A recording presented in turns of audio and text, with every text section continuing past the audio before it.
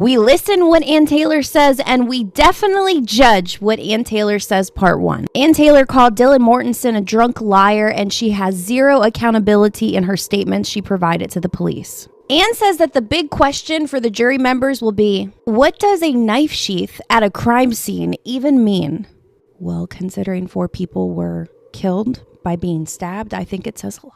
Ann says Bryan was never at the house. His car was never stationary around the house. He did go to Moscow and he did drive around, but he wasn't at the house. He then takes that and piggybacks it onto Bryan's search warrant on his car. She said the search warrant of his car had no connection to anyone at the house and that there was no blood found in his car or his apartment. The judge responds to this and says, yet there's linking DNA found on the sheath, and that is probable cause every day and twice on Sunday. And for the first time, Ann did talk about Murphy, Kaylee's dog. She highlights how the PCA states at 4:17 a.m. you hear a dog begin to bark.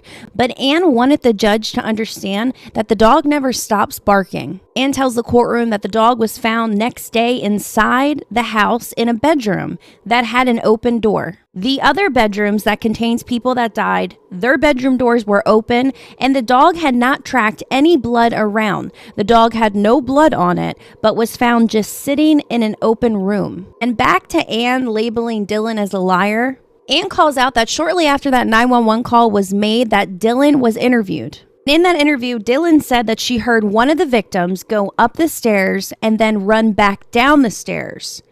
And Ann says that that's misleading because that victim that she named was killed in the bed and never left the bed.